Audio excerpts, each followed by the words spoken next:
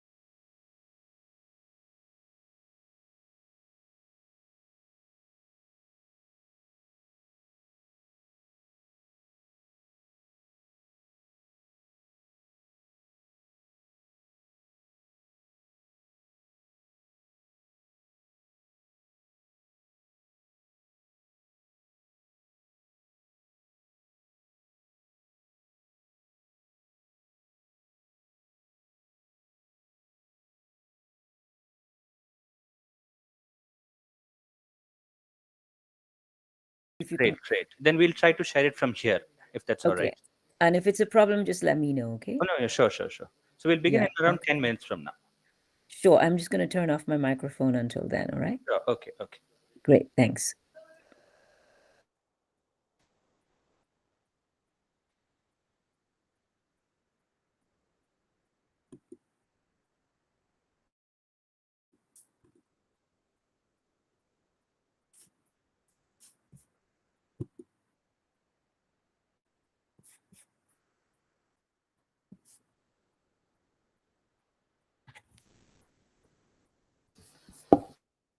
Hello, Ms. Trevitt. Welcome. We will be starting our session in like 10 minutes. I hope we are audible, if not entirely visible at this point. Yes. Professor Sridhar. Yeah, thank you. Thank you so much. Thank you.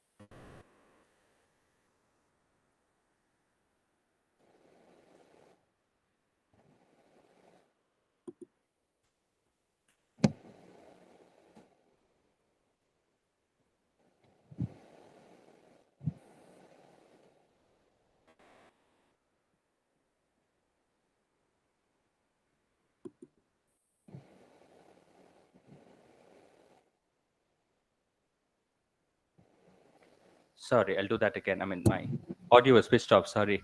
Hello, everybody. Good evening, good afternoon, good morning, in whichever part of the world you are. Welcome to Displacement, which is an IOE funded hybrid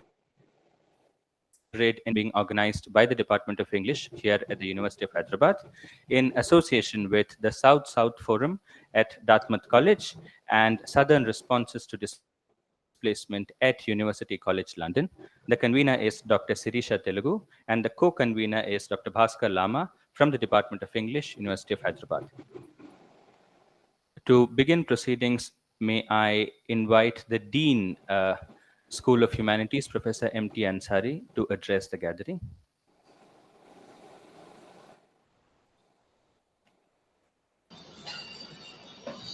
Good evening. The audio is clear. Yes, sir, we can hear you. Yes.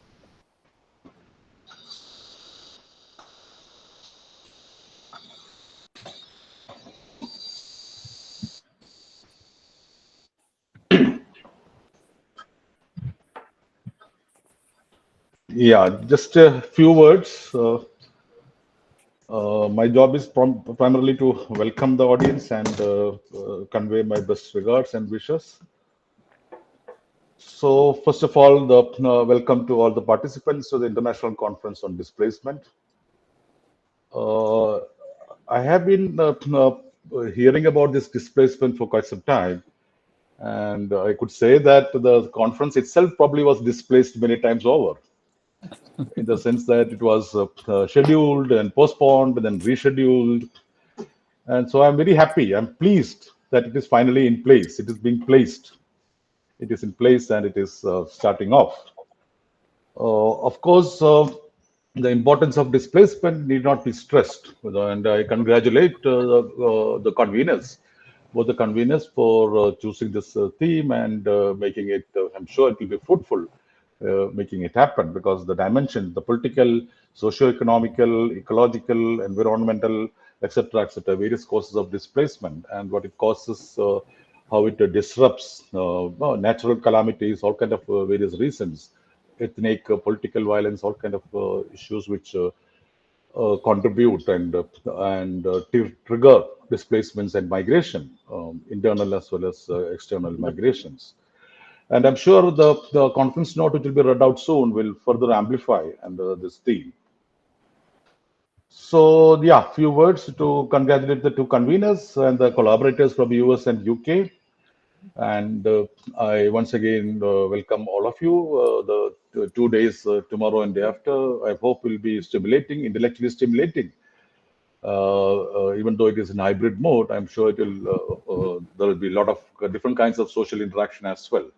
And I hear there are programs planned in the evening. Probably, I have not looked at the schedule carefully. So, with that, my best wishes and welcome to you all. Thank you. Thank you so much, Professor Ansari. May I now invite the head of the Department of English, Dr. D. Murli Manohar, to address the audience. Thank you, Atul. At the outset, it's my privilege to introduce about the Department of English, University of Hyderabad, this conference. I also take pleasure in extending a warm welcome to all the delegates and participants and the registered participants for this 3-day international conference on displacement being organized by Dr. Sirisha Telugu and Dr. Bhaskar Lama from University of Hyderabad in association with South South Forum, Dartmouth College, USA, and Southern Responses to Displacement, London, UK, along with IOE Fund. I am familiar with this term called displacement while teaching in my language course, which is one of the properties of language, which means that the human beings can, displace themselves across the periods, timing. So this is one of the things that I have been teaching, and I am familiar with that. But here the context is different. But anyway, but coming to the Department of English, this department offers two programs, MA and PhD.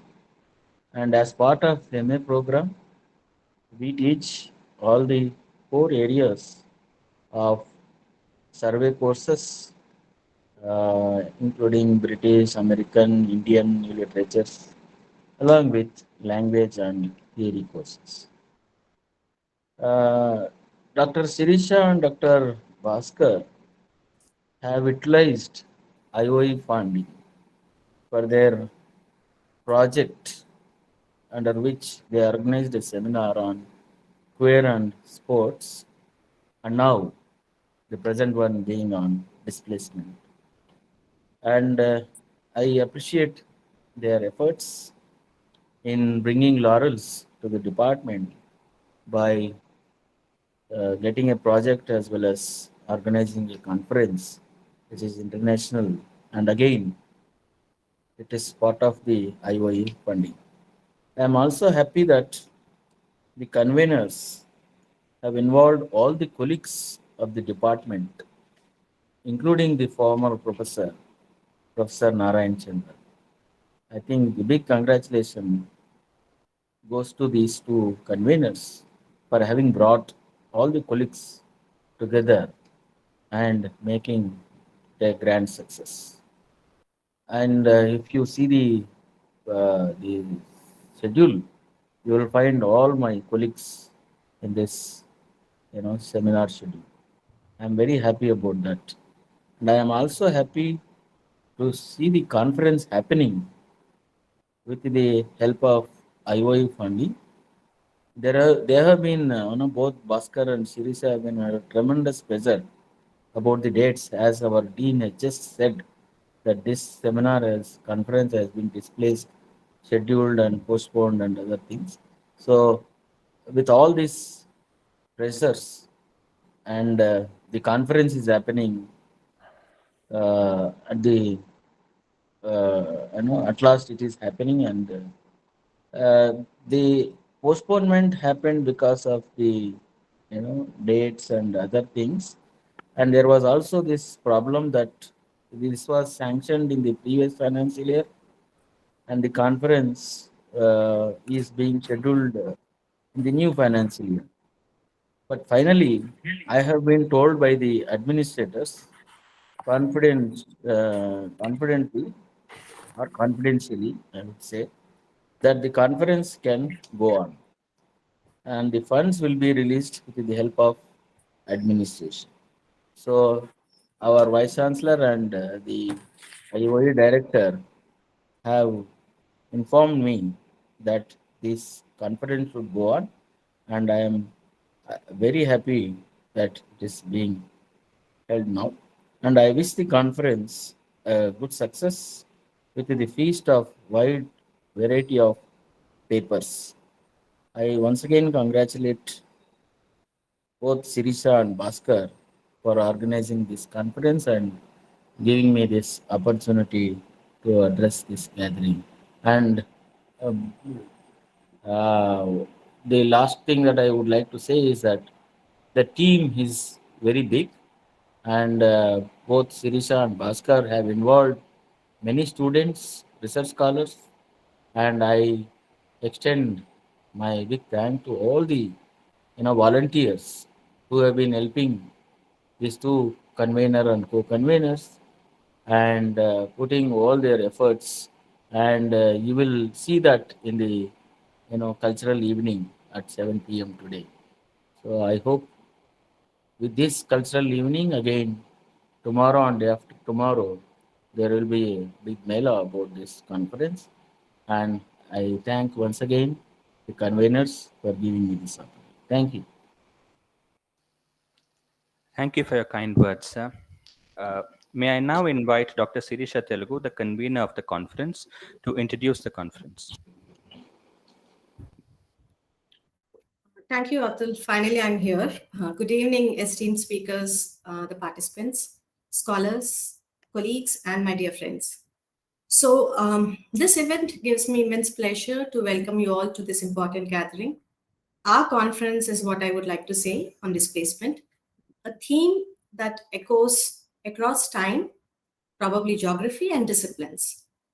Whether we examine this theme through the lens of literature or history, politics, or lived experience, displacement continues to shape identities, redraw borders, and challenge our understanding of home, belonging, and even memory. So I'd like to say that the idea for this conference emerged from a conversation with my dear colleagues and friends, Dr. Iman from Dartmouth and from USA, Professor Elena, UCL from UK.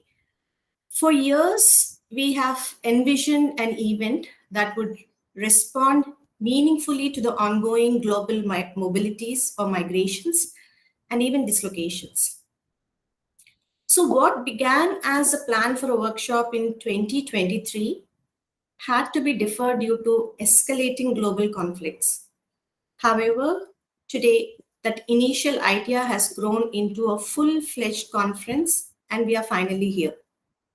So this conference marks the first in a series of collaborative events between our three institutions. And that is what we have proposed. So I'm truly grateful to the collaborators.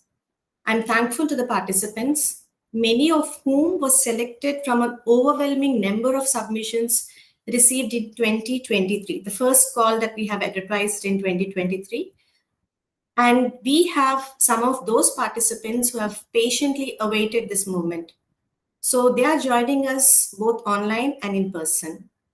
And this is a conference that is going to bring together a remarkable group of scholars, students, thinkers, and practitioners from diverse backgrounds who would be able to explore the multifaceted nature of displacement, both voluntary and involuntary, let's say a forced displacement, physical, psychological, personal, and collective.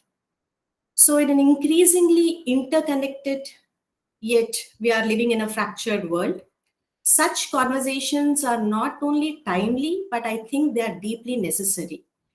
So over the course of our sessions, we will engage with a wide range of topics, let's say from effective geographies and linguistic alienation to the climate-induced migration, spiritual estrangement, literary engagements, and regendered identities. So our aim is to not only study displacement in its many forms, but to think through it critically, creatively, and compassionately. So this conference is an invitation to connect across regions, disciplines, and experiences. And we hope that it will deepen our understanding of displacement. It will further inspire us to imagine more into a kind of an inclusive and empathetic futures. So I thank you all for being a part of this shared space, for bringing your insights, questions, and presence to the dialogue. So my heartful gratitude goes out to the entire organizing and volunteer team for making this gathering possible. And we are also deeply thankful to the Institute of Eminence, IOE, for funding this event and for their unwavering support, as well as to the Vice Chancellor's Office for granting us the opportunity to organize it. I also extend sincere thanks to the Dean's Office for consistently approving our requests, and to my department colleagues, students, scholars, without whom this event would not have come to life. With this, I would like to open the floor for discussions and let the conversations begin. Thank you. Thanks a lot, Dr. Telugu. May I now invite Dr. Iman Shaban Morsi from Dartmouth College to speak about the collaboration that Dartmouth has had with UCL and the University of Hyderabad. But before that, may I introduce the speaker to you? Iman Shaban Morsi is Assistant Professor of Comparative Literature at Dartmouth College. She is a scholar of modern Arabic and Hispanic literary and cultural studies. Her book, Utopia Incarnate, a gastro-critical reading of Cuban and Egyptian cultural production 1960 to 2000, is under contract with SUNY Press. Her comparative analysis of socialist mass utopia and representations of everyday consumption place her work in conversation with post-colonial, third worldist, and food studies. So with this, may I invite Professor Morsi. Good morning, everyone, or hello, good afternoon. I guess it's 7:50 here. I first met Dr. Surisha in 2019 at the South-South Forum here at Dartmouth. And it's been, we've collaborated since. It's been a great collaboration, honestly. And Professor Fidian Kosmia will say more about the notion of displacement. I just wanted to say that I'm excited about the possibility of the potential of this current collaboration and the possibilities that are to come. We also have future conferences in the works between me and Dr. Surisha as well. And hopefully the next one, it was supposed to be in the US, but with the situation, the ongoing unfolding situation and with the current administration, I think we will discuss other locations for next workshops. But in the South-South Forum, the emphasis has been on cross-regional collaboration and multidisciplinary. And I think I will stop there. And I'll let Professor Fidian Kosmia talk about displacement. Thanks a lot, Professor Morsi. Yes, next up we have Professor Elena Fidian Kosmia from UCL. And if I may introduce her to you, Professor Elena Fidian Kosmia is the principal investigator of the Southern Responses to Displacement Project, co-director of the Migration Research Unit at University College London, and coordinator of the UCL-wide Refuge in a Moving World Interdisciplinary Research Network. Elena is also the principal investigator of a 4-year AHRC ESRC funded project examining local community experiences of and responses to displacement from Syria, through which she and her colleagues are focusing on the roles played by citizens and established refugees in Lebanon, Jordan, Turkey in responding to the arrival of refugees from Syria since 2011.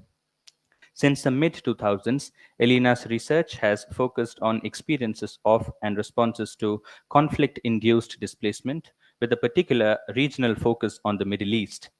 She has conducted extensive research in refugee camps and urban areas, including in Algeria, Cuba, Egypt, France, Lebanon, South Africa, Syria, Sweden, and the UK.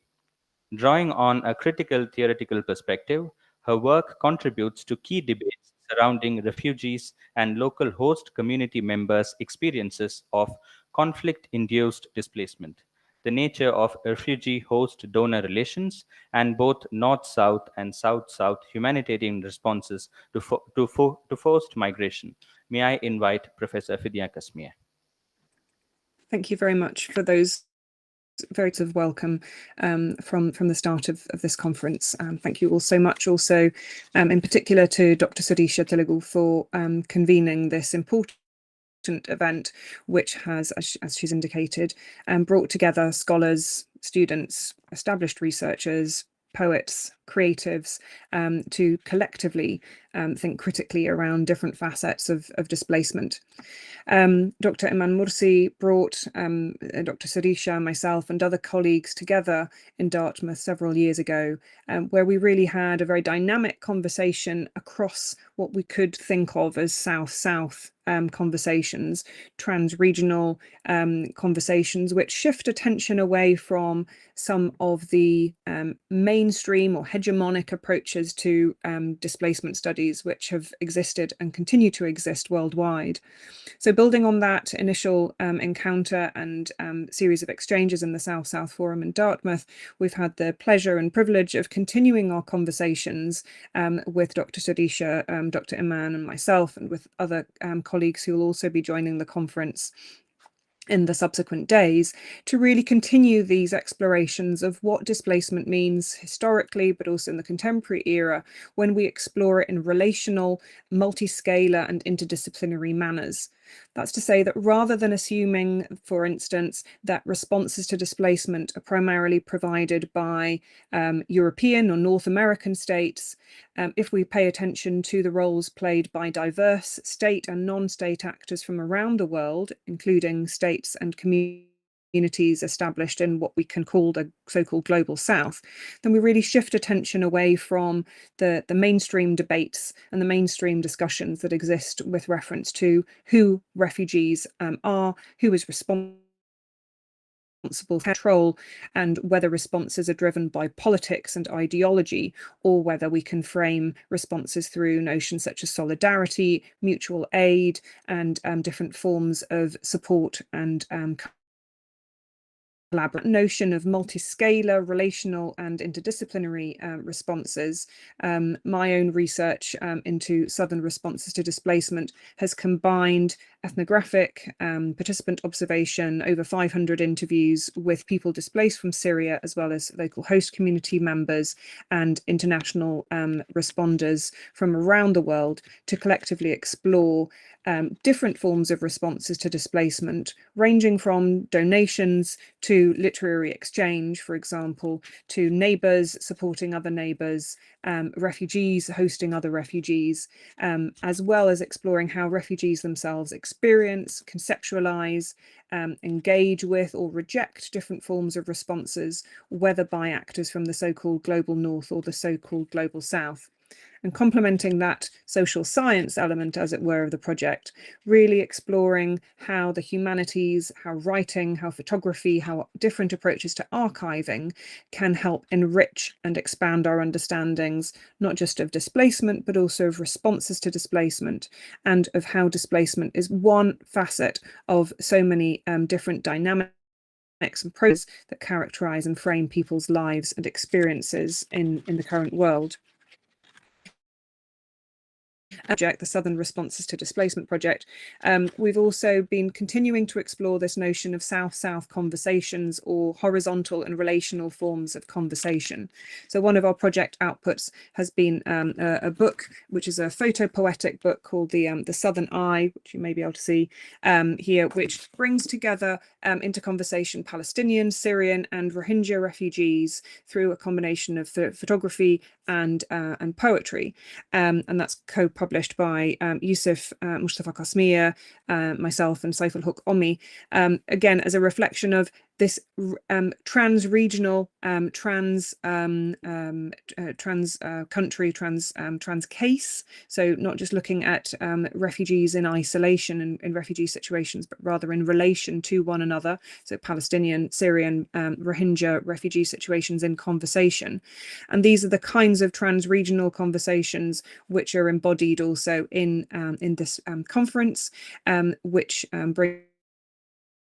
brings to and her colleagues in Hyderabad, wonderful range of participants and speakers, esteemed keynote speakers that have been invited and who will be sharing their thoughts and expertise with us all over the next few days, and with Dr. Iman Mursi from the South-South Forum in Dartmouth. So together, we are very, very excited to be able to continue exploring through these critical reflections on contemporary and historical situations of displacement around the world, through these different disciplinary, historical, archival, visual, different lenses, through poetry, through critical reflections on empirical and on literary cases, etc. So very much looking forward to the conversations over the next few days and to continuing to develop different collaborations over time and space. Thank you all again so very, very much, and I look forward to the conversations. Thank you so much, Professor Vidya Kasmir, for putting the event in context for all of us. Thank you so much. And we now move on to the first keynote of this conference, which is by Professor Rajini Srikanth. And if I may introduce Professor Srikanth to you. Rajini Srikanth is a professor of English at the University of Massachusetts in Boston. Her research and teaching interests span literature and human rights, comparative race and ethnic studies, literature and pedagogy, the role of the humanities in climate justice, and transnational American and Asian American literature. She is the author of 3 monographs and several co-edited textbooks. Among these are Constructing the Enemy, Empathy, Antipathy in U.S. Literature and Law, 2012, Interdisciplinary Approaches to Human Rights, History, Politics, Practice, 2018, Climate Justice and Public Health, Realities, Responses, and Reimaginings for a Better Future, 2024, and Post-Apartheid, Community-Based Activism, Mandla Majola and the Struggle for Social, Economic, and Health Equality 2024. The chair for this session is Professor Pramod K. Nair, who teaches at the Department of English in the University of Hyderabad, where he also holds the UNESCO Chair in Vulnerability Studies. He is a fellow of the Royal Historical Society and also of the English Association.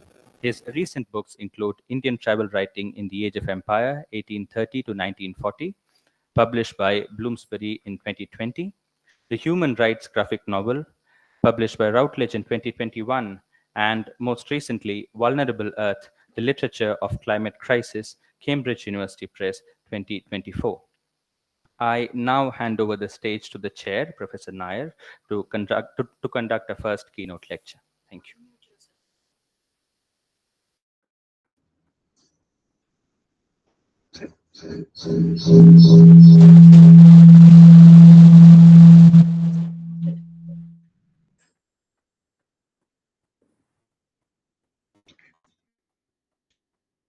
Hello, Professor Srikanth. Hello, Professor Nair. Can you hear me?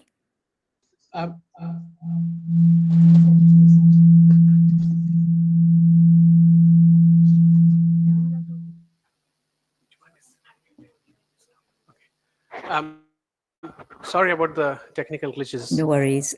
Can you hear me, though? I just want to make sure you can hear me. We can. Is it okay? Audible to everyone? Yes, yes. So it's a privilege to chair the session where Professor Srikanth will be delivering her keynote. I'm familiar with a couple of her early works, not kept up, I must confess. And I've seen the transition of her work towards human rights and moving on from her Asian American studies in the early part of her career, in her early books.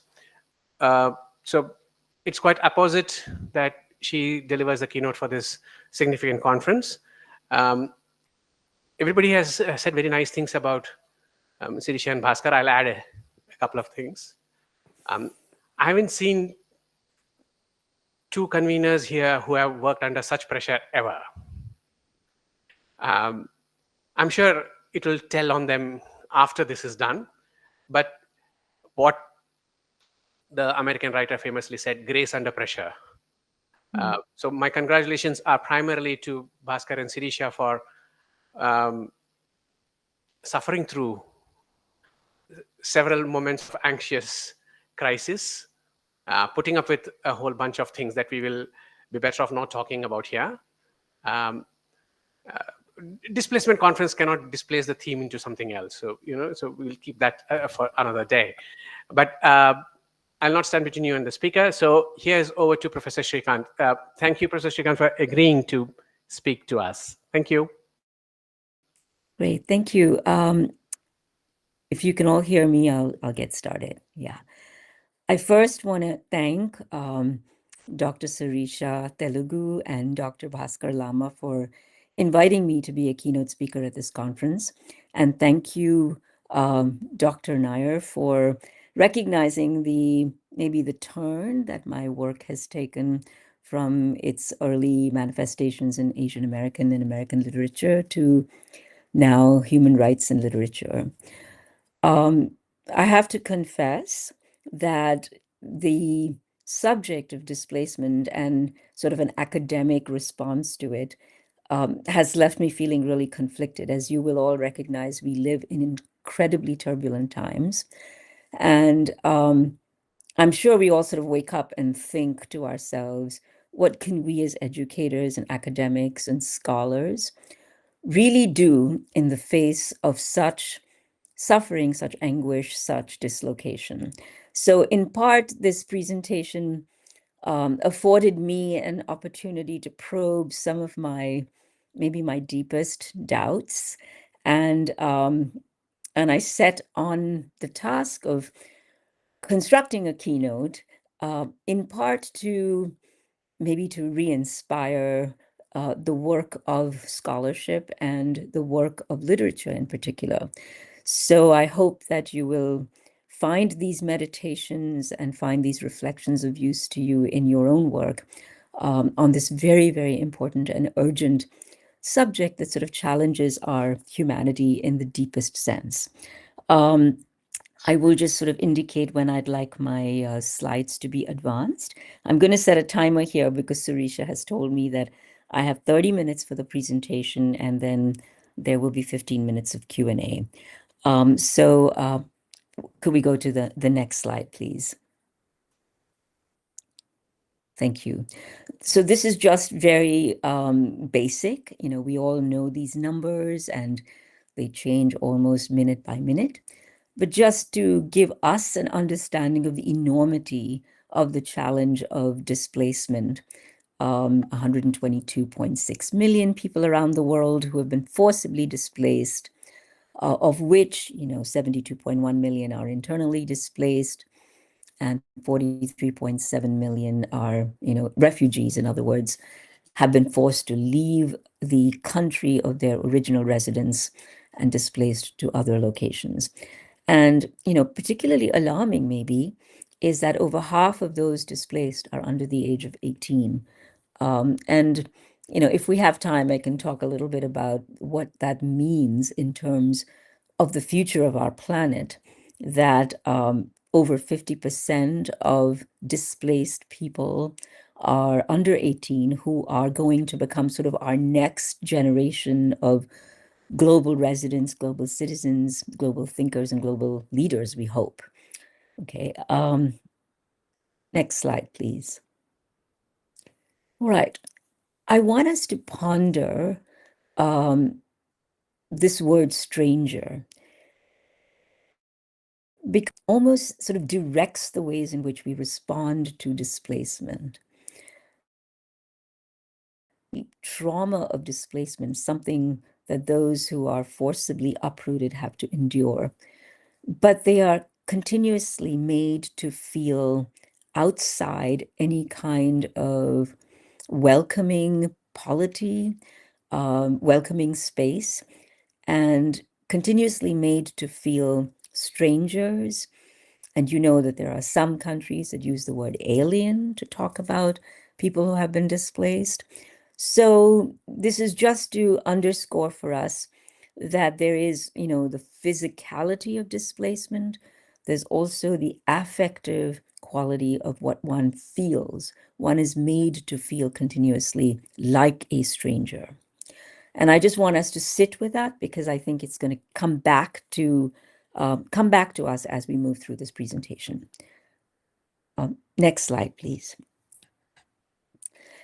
So let me start with a writer, Vietnamese-American writer, Viet Thanh Nguyen. Some of you may have read his 2015 novel, The Sympathizer, which won the Pulitzer Prize in the United States. Viet, and I call him Viet because I've known him for many, many years. He originally came to the United States as a very young refugee from Vietnam. He was 4 years old when he and his family fled South Vietnam after the fall of Saigon, and was, one of the tens of thousands of displaced South Vietnamese who came to the United States in sort of the first wave of Vietnamese refugees. And Viet, actually, since winning the Pulitzer Prize for The Sympathizer, has felt that the visibility that this prize afforded him placed upon him a responsibility to always speak out about those who are displaced. I mean, many writers, once they get a certain kind of visibility and a certain kind of fame, get cautious about what they say and where they say it because they want to protect their image or they want to make sure that they don't run afoul of people in power. But Viet has taken on exactly the opposite kind of sentiment. He feels that being visible, he needs to speak about those who are displaced, and he needs to remind us of what's at stake. And he's got a fairly, I want to say, optimistic notion of what literature and writing can do. And I just want to read a little bit of what he says. He says that so many writers have sympathy and empathy for those who are displaced in one way or another, because according to him, writers themselves are people who do not feel completely at home. They're used to being people who are out of place and who are emotionally or psychically or socially displaced to one degree or another at one time or another. And he tells us, and this is the part of his writing that I have bolded, in my case, I remember my displacement so that I can feel for those now displaced. I remember the injustice of displacement so that I can imagine my writing as attempting to perform some justice for those compelled to move. I'm really struck by that phrase, the injustice of displacement, because it underscores for us that displacement doesn't just happen. It happens because of conditions that we, when I say we, I mean we as societies have created, we as humanity have created. So there is a kind of injustice in what we have done to our planet, what we have done to our political structures, what we have done to our economic conditions that have created forcible displacement. And so there is an injustice in that. And I really love that Viet believes that through his writing, he can play some small part in attempting to redress that injustice, correct that injustice, and deliver justice for those compelled to move. This is from an introduction that he wrote to a collection of essays on the displaced and the unwanted. It was in 2022. Next slide, please. All right. Way back in 2007, I encountered a remarkable book called That the World May Know, Bearing Witness to Atrocity. It's written by James Dawes, who is actually a scholar of literature, so that makes it in some ways sort of even more relevant to me. And he's writing about, journalists and humanitarian workers and photographers, people who record instances of injustice, displacement, trauma, so that the world may know and so that the world may react. But he's also interrogating what precisely these accounts do. Whom do they serve? And there's a very interesting part of his analysis where, he reminds us of the photographic exhibit an award-winning photographer might display in an art gallery in the global north. And these photographs are sort of drawing attention to atrocities and human rights violations in various parts of the world. The photographs are displayed beautifully and ornately, and there's wine and cheese.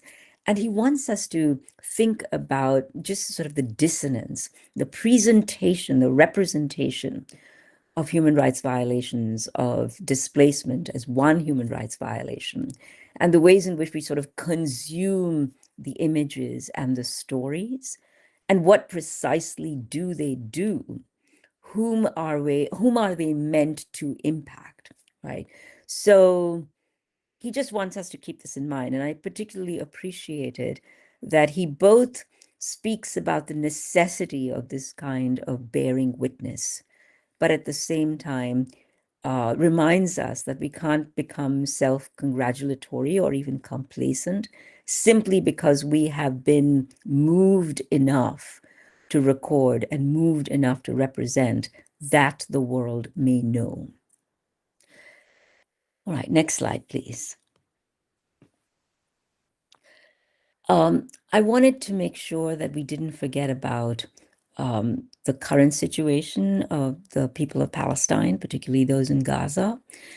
And so wanted to share with you a poem recently published before actually the situation in Gaza erupted. So this was a poem published in 2022 by Mossab Abu Toha, who is a Palestinian poet who lived in Gaza and actually set up in Gaza the Edward Said Library. He was a real fan of Dr. Edward Said, and I think sort of in his honor created the Edward Said Library that he made available to people in Gaza who were interested in literature. And Musab Abu Toha was enabled to come to the United States by a wonderful organization called Scholars at Risk that tries to bring people over from various parts of the world that are under duress, particularly scholars and writers, and provide them a space in which to pursue their work so that they don't all, feel continuously sort of hemmed in by the forces of oppression and persecution. Musab Abu Toha came and did his MFA at Syracuse University and then spent some time at Harvard.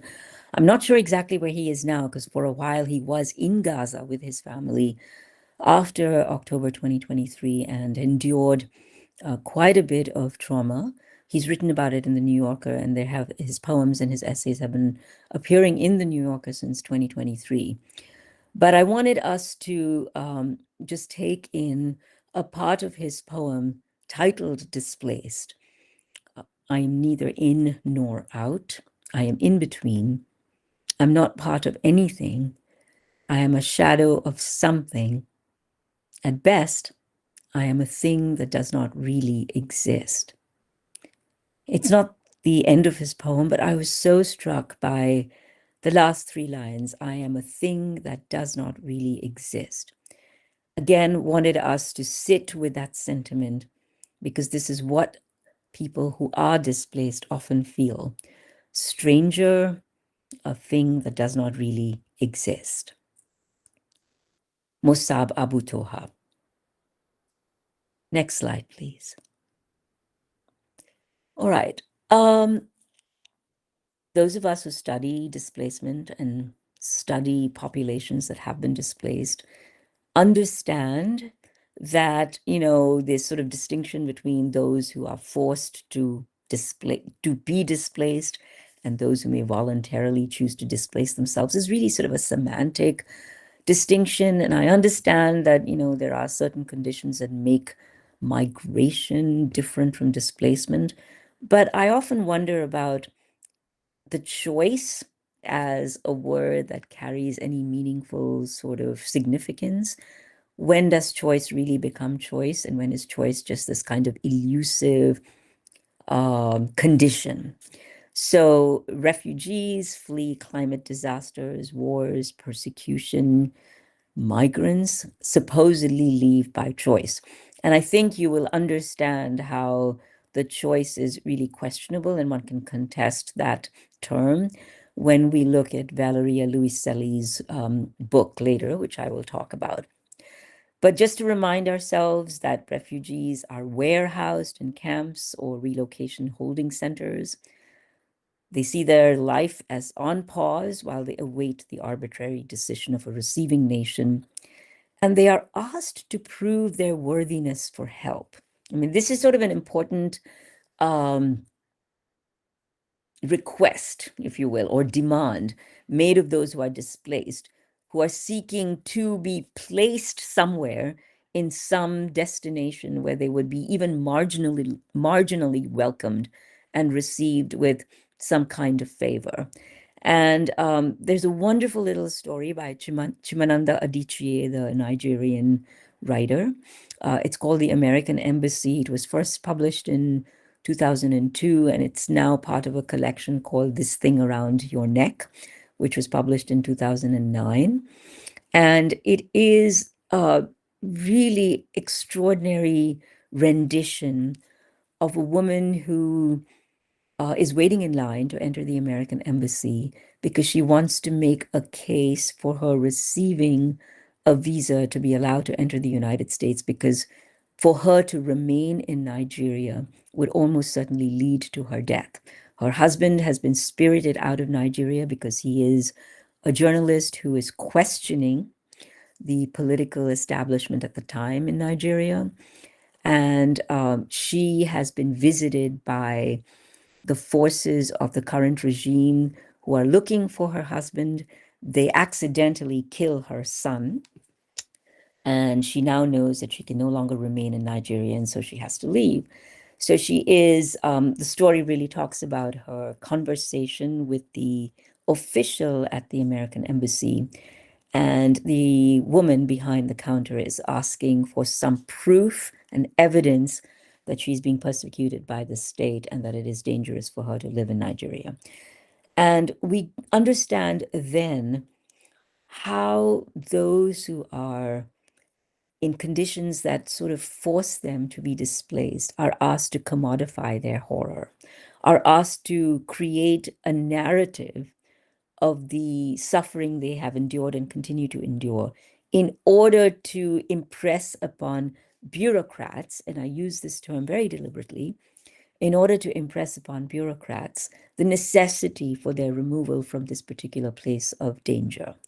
And I won't tell you how the story ends, because I think it's a story worth looking at, the American embassy, for the decisions that those who either choose to leave voluntarily or are forced to leave, the kinds of decisions they have to make and the kinds of narratives and articulations they have to offer, they have to give up of themselves to bureaucrats who determine whether or not their danger is sufficient to warrant their removal. I'll talk about this at greater length when we discuss Valeria Luiselli's wonderfully slim memoir, Tell Me How It Ends. I wanted to just sort of, bring us to Agamben's, of course, bare life, because as you know, there's a lot of contestation over whether displaced peoples really should be described as being in a condition of bare life, because that seems to underscore their abjectness. It seems to reinforce a sort of sense of their lack of agency. And, both Adichie and Luiselli remind us that even those who might appear to be without any kind of agency do in fact have different ways of exercising control over their lives. So I wanted us to sort of remind ourselves about the problematic notion of bare life. Next slide, please. All right. I've been wrestling for many years now, because one of the things that I've written about, as you know, is empathy. And the person that made me really think about what does it mean to be empathetic was Elaine Scarry, who's a philosopher, and who tells us or reminds us how difficult it is to imagine other people, because the act of imagining someone else requires a decentering of one's own self, right? And the difficulty of decentering oneself is, I think, really evident to all of us, because it, requires of us to make a very conscious decision to put ourselves in the margins and to put someone else in the center. And often the person that we are asked to put in the center is someone that we have been preconditioned to think of as a stranger, as different, as someone with whom we have very little in common, right? And so Elaine Scarry, of course, asks us to think about the role of literature. Does it have a capacity to allow us to decenter ourselves? And what do we end up doing when we cannot do that, when we cannot put ourselves in the margins and decenter those who are different, is we consign them to the realm of partial humanity. And this is a phrase that Omar Barghouti, who is a Palestinian social commentator and activist, uses to describe the condition of the Palestinian people in sort of the global imagination. Next slide, please. All right, so I'm going to now sort of turn to Valeria Luiselli. She is a Mexican-American writer. And this is a really sort of extraordinary and slim memoir. And for those of you in the audience who are professors and assign books in your classroom, it's a useful book to assign. Tell me how it ends. An essay in 40 questions, because it's slim. It's about 112 pages. And I know we are all looking always for texts that are, I don't want to say easily digestible, because that sort of gives the wrong impression. But I think that don't present a kind of daunting task, because they are not too long, but yet they are packed with significance and allow us to delve deep into what they offer us for contemplation. So the book was published in 2017, but it really is describing a time in 2014 when there were tens of thousands, really 60,000 children who were coming across the border into the United States from Central America, from Honduras, Guatemala, and El Salvador, and they were making their way through Mexico and coming into the United States. And Luiselli, of course, tells us the reasons that these young, unaccompanied minors are making a really, really dangerous journey. You know, they're fleeing extreme violence, persecution, coercion by gangs, mental and physical abuse, neglect, abandonment. And she reminds us that it's not that they're pursuing an American dream, but rather that they are fleeing the nightmare into which they were born. Okay, so she publishes her book in 2017, and she's describing in this book what she ultimately decides to do, which is to offer up her services as a translator from Spanish into English, because the courts are being flooded with requests for documenting the conditions of these unaccompanied children. And lawyers are being enlisted to make a case to the United States Immigration Services as to why these children need to be given some kind of protected status or asylum. Now, all of this is happening because President Obama, who was in the White House at that time, was responding to the influx of unaccompanied children by calling for an expedited process of determining the legitimacy of their cases. And by expedited, he meant that unaccompanied children had 21 days in which to make their case in court. Normally, you get about 3 months in which to get a lawyer, in which to have the lawyer represent you.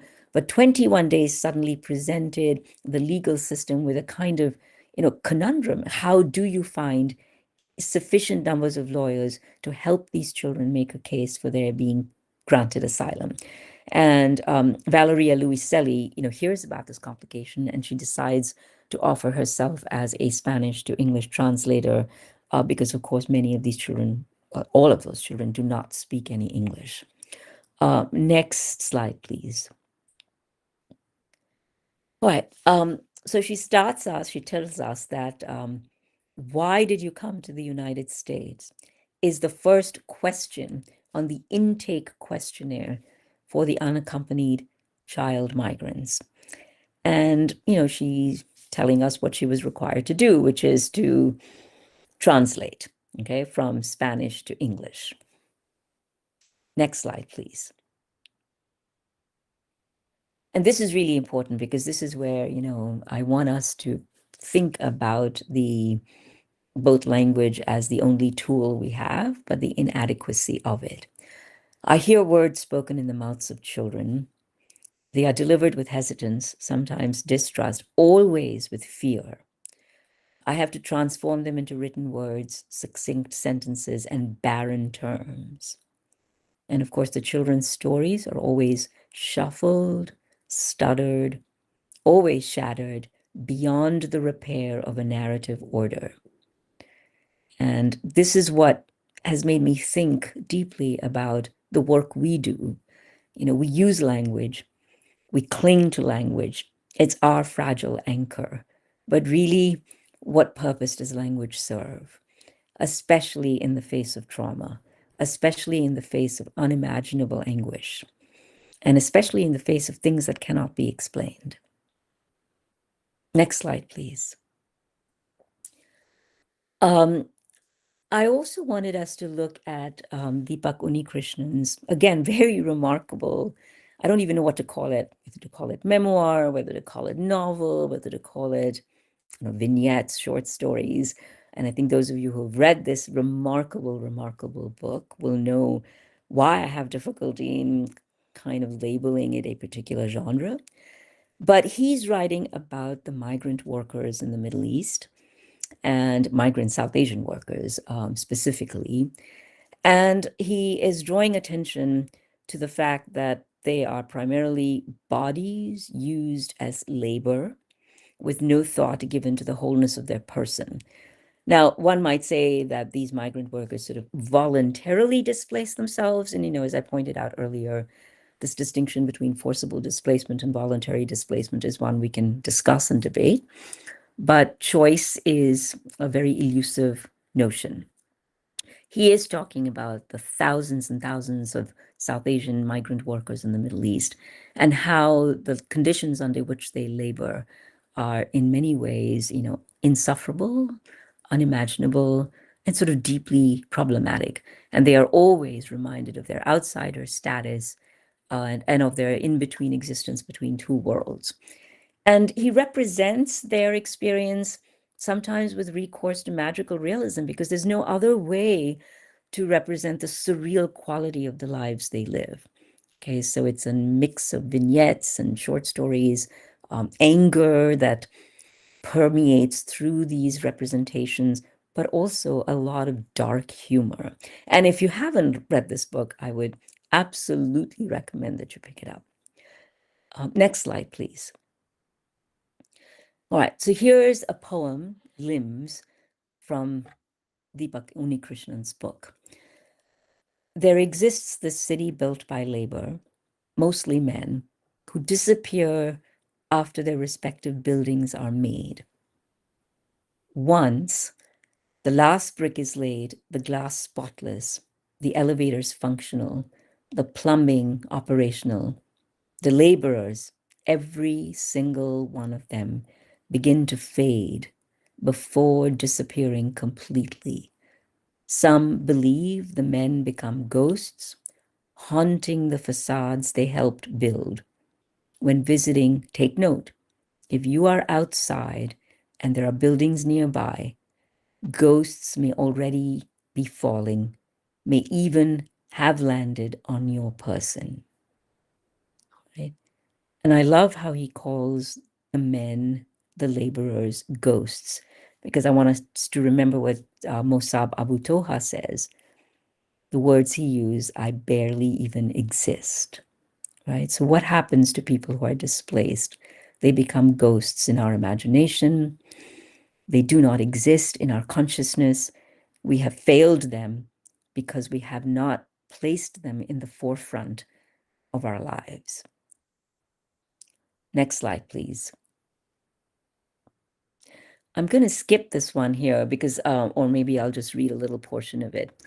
This is from, again, Unikrishnan's Temporary People, and it's an early little, I want to call it a vignette, where he talks about how somewhere in the Persian Gulf, a laborer swallowed his passport and turned into a passport. His roommate swallowed a suitcase and turned into a little suitcase. And when the third roommate, privy and vital to the master plan, ran away the next morning with the new suitcase and passport, he made it past the guard on night duty, onto the morning bus to the airport, past the board ticket agent at the check-in, past security, past pat down, and a rummage through his suitcase. And the rest of the vignette sort of, carries on in this vein of magical realism, where these laborers are desperate to return to their homes in India. And the only way in which they can even sort of imagine this, or the only way in which Unikrishnan can imagine this, is by a sort of retreat into magical realism, where they turn into passports, where they turn into suitcases, where they turn into aircraft that manage to take them back to their home. And again, to remind us that this is a life that they don't, I mean, choice is a difficult word to use in this context. Next slide, please. All right, and I'm coming to the end of my presentation, but I wanted to take us back to, the ways in which Agamben asks us or exhorts us to think about the displaced and to think about people who we call refugees. And what he says, and which I do agree with, is that the only way in which we can construct policies, actions that do justice to the injustice of displacement is if all of us think of ourselves as refugees, as the displaced. Okay?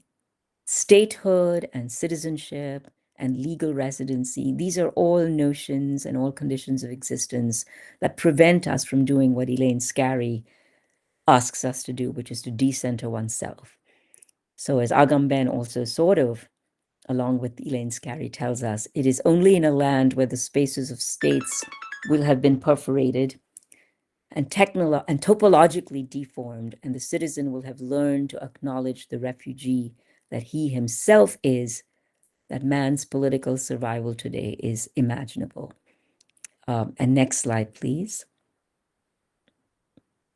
And Lauren Berlant, wonderful social commentator, cultural critic, in her posthumously published book on the inconvenience of other people, tells us that we have an obligation to produce concepts as transformational infrastructures so that you can see how to get from here to there. This is the problem of both and. You don't stop being in the world, but you also make other possibilities.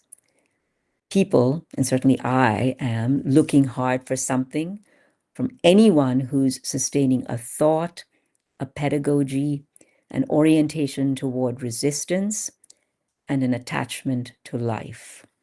And I'll end with the next slide. So this is something you find in Valeria Luiselli's book. She invites Nimi Gaurinathan, who is a professor at the City College of New York, to come and speak with her class about the child migrants, about displacement. And what Gaurinathan says, and what I hope we all take to heart, is that the most important thing is to know how to transform emotional capital, the rage, sadness, and frustration that we might feel about people who are displaced, about displacement, the importance of transforming that rage, that sadness, and frustration into political capital. And I hope that that is something we can think about, and hope that is something that we can actually bring to fruition. So thank you very much, and I look forward to your questions. Thank you so much, Professor Srikanth. We now open the floor for questions and comments.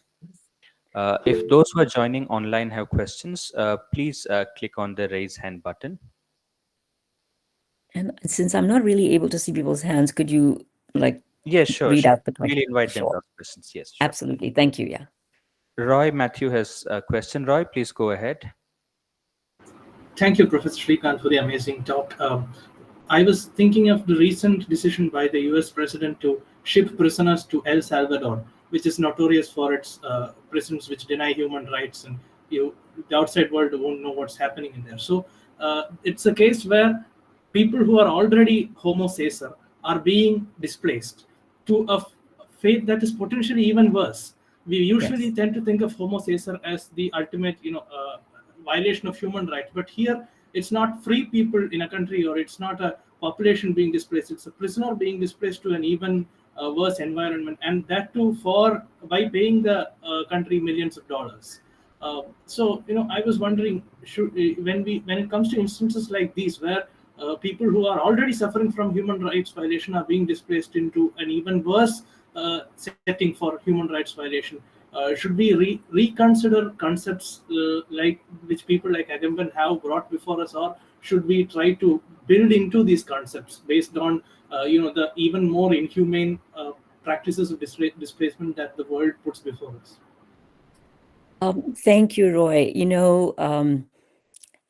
I'm so glad you brought up the current situation in the United States, because it is absolutely a constant, I don't want to say undercurrent, but certainly it surrounds our thinking these days, especially those of us who live here and work here.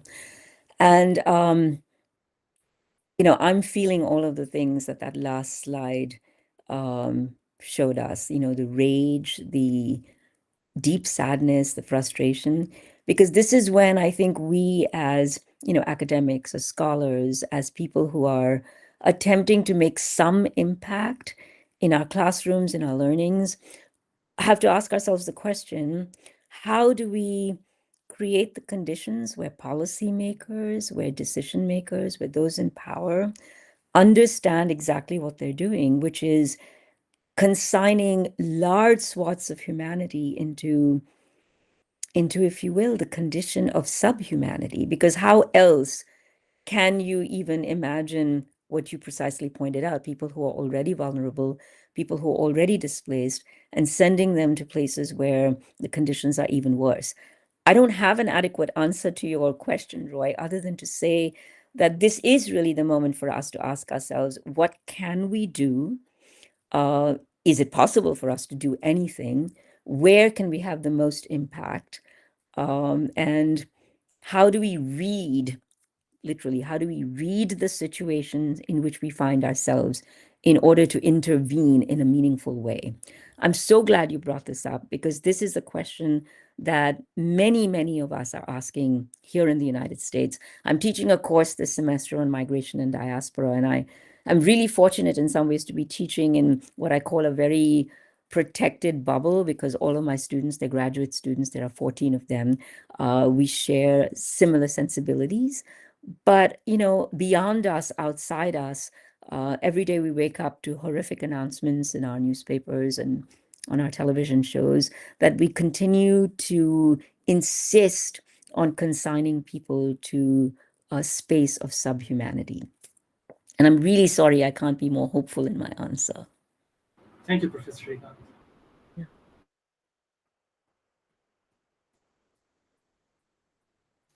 Are there any more questions, comments? I wanted to just say one thing, because I don't want to give the impression that just because it feels as though our work, which is, working with language, working with concepts, working with ideas, although it may feel as though they have little impact, that on the other hand, not to do anything, and in this case, not to do anything with words, with language, with ideas, with concepts, with teaching, with studying, renders us sort of equally powerless. And that is not where we want ourselves to be. Okay, I also take some heart from maybe the recent, I want to say recent, but the history of South Africa, because that is another place I do study and have visited many, many times. And I'm always incredibly impressed by the political consciousness of people in South Africa and the ways in which they were able to battle the incredible oppressive machinery of apartheid, ultimately over a period, of course, of many, many years to liberate themselves. So I think we should both be cautious about too much enthusiasm about the work we do, but also not give up hope altogether.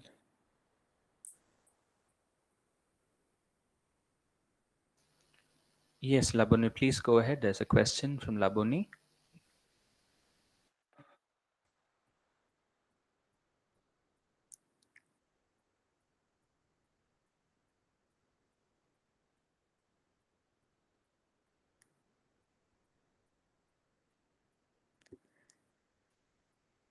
I can't hear the question, Atul, can you? Can you hear me now? Now I can hear you, yes, of course. Oh, but now I've lost you again. Can you? Yeah? Yes. Yeah.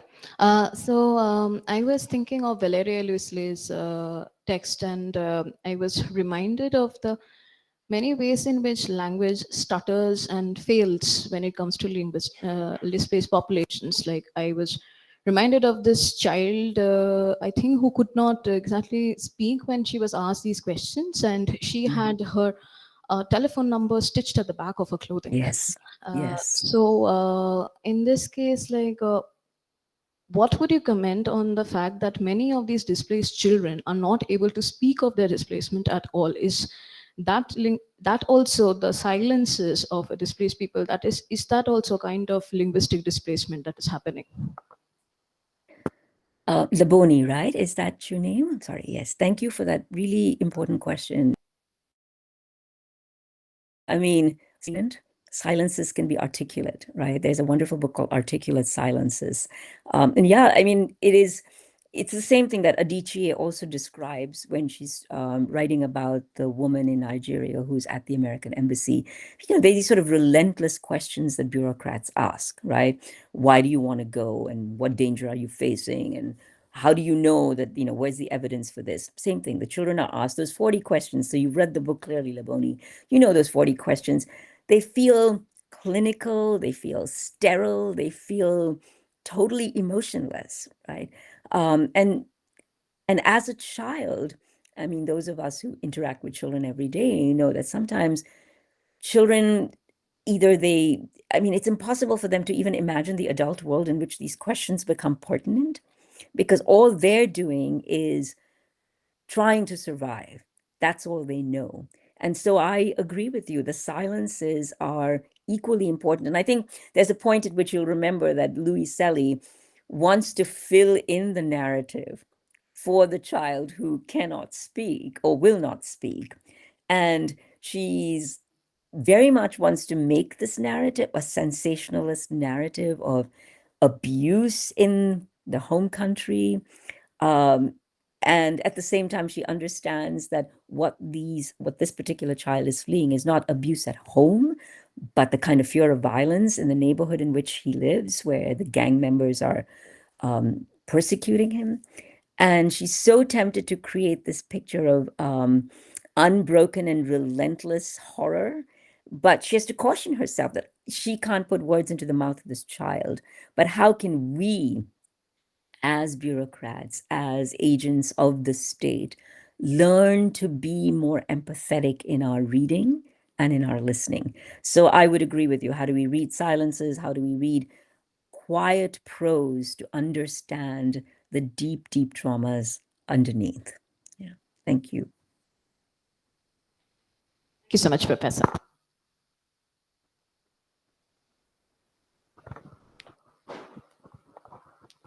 Are there any more questions, comments, responses?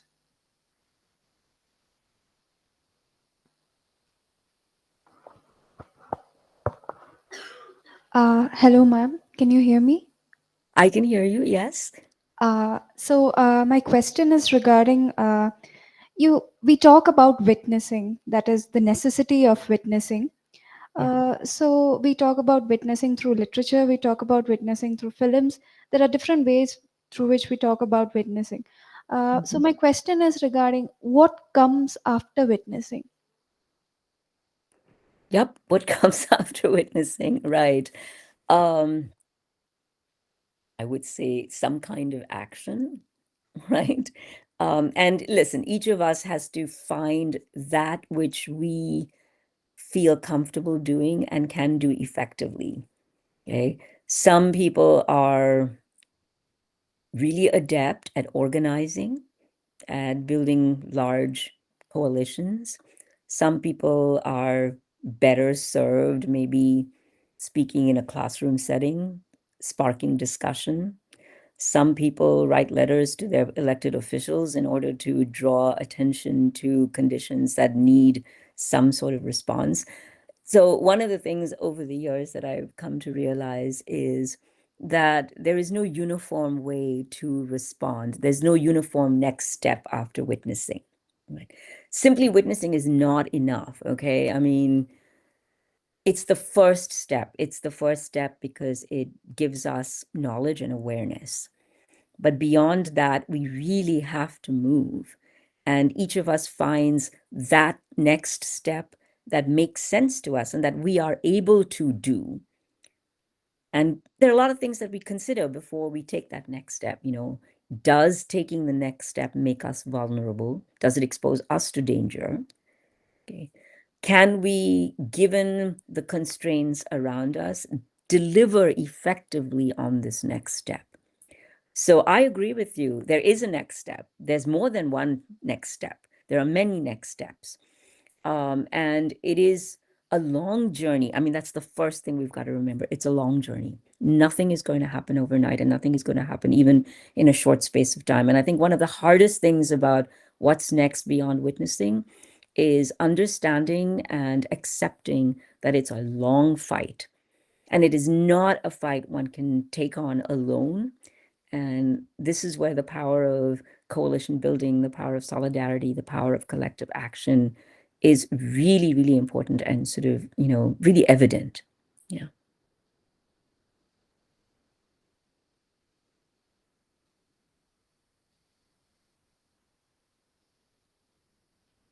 Any more questions?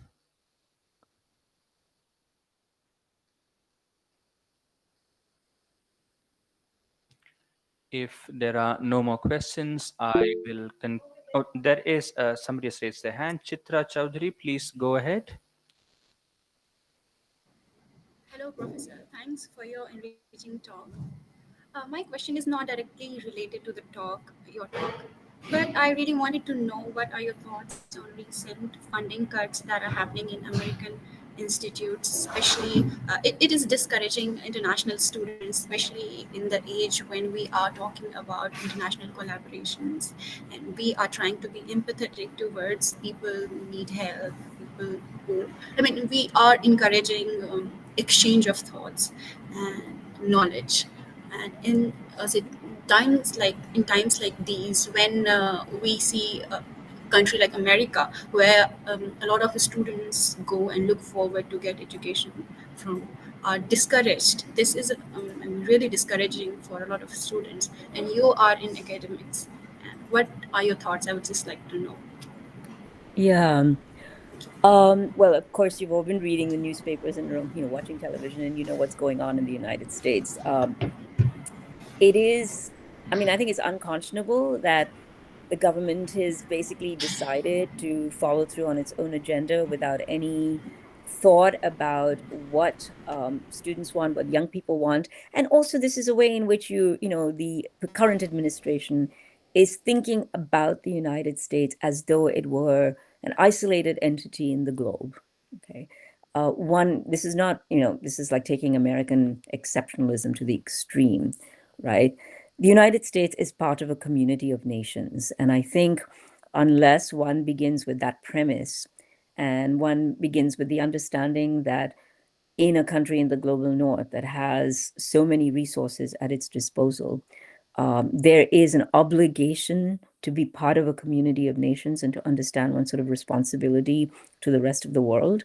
Unless you begin with that sentiment, then you're going to do exactly what this current administration is doing. There's a lot of challenge to it at least the challenges are beginning. Let me just put it that way. Universities are beginning to challenge these cuts because they understand that learning, that free exchange of ideas, that interaction across borders, these are all things that create robust humanity. And part of what is happening right now is the undermining of what we as a species can move forward to contemplate, and undermining the planetary health in every possible way, right? Not just public health, but climate health and overall health of our lives. So the legal challenges have begun. I don't know what the outcomes will be. And I say this somewhat cautiously because, even though the legal challenges might take us all the way up to the Supreme Court, there's no guarantee that the Supreme Court is going to rule in favor of the universities that are bringing up these challenges. Secondly, even if the Supreme Court does rule in favor of the universities, there's no guarantee that the current administration is actually going to honor that decision. So everyone's in a wait and see mode. And in the meantime, I think young people who are interested in pursuing their opportunities and chasing their dreams may have to look elsewhere rather than the United States. And maybe that's a good thing. Maybe the United States is sort of then going to wake up and go, oh my gosh, we are being deprived of some of the most exciting minds and hearts because they are going elsewhere. So I'll just say that. I mean, I'm not really sure what the outcome is going to be of these legal challenges. Thank you, Professor. Thank you. Thank you so much. If there are no more questions or comments, let me quickly wind up the session with a brief vote of thanks. Of course, I mean, it's most important to thank our first keynote speaker, Professor Rajini Srikanth, for accepting our invitation and for this terrific talk and for engaging with the audience at length. So thank you so much, Professor Srikanth. Gratitude to Professor Pramod K. Nair for chairing the session. A big thank you to both our collaborators from UCL and Dartmouth, Professor Elina Fidia-Kasmie and Professor Iman Shaban Morsi. The Dean, School of Humanities, Professor M.T. Ansari, the Head of the Department of English, Professor Murli Manohar, and the Institution of Eminence for funding this conference. And a big thank you to all our speakers, some of whom are here today. Thank you so much. Those who would be speaking to us tomorrow and day after. Thank you to all the participants for coming, for joining us, and all the volunteers who have been the backbone of this event, and probably most importantly, the organizing committee, without whom this event would not have been possible. So thank you, everybody. Thank you so much. Thank you for joining. And we do hope that all of you will join us in the succeeding parts of this conference over tomorrow and day after. Thank you so much. And at 7 o'clock, we'll all be having a cultural evening called Miscellany. We have. Could I just? Yeah, sure. Please go ahead. Please go ahead. I just want to thank everyone too, and I really sort of thank you for your attention and thank you for your questions. I am going to be logging off soon because I have to go to campus and do my work as an educator. But this has really been, it helped me think through a lot of what I'm feeling right now, and I appreciated the questions because they reminded us of the tumultuous times in which we live. Have a wonderful, wonderful next 2 days and enjoy the rest of your evening and the next days of the conference. And thank you so much, Dr. Telugu, Dr. Lama, for inviting me. I really appreciate it. And thanks, Atul, for being a wonderful moderator. Thank you. Thank you so much, Professor Srikanth. Thank you, everybody. And we have tea in around 10 minutes. And at 7 o'clock, we'll be coming together for Miscellany, which is a cultural evening organized by the students of the University of Hyderabad. Thank you so much. Thank you, everybody.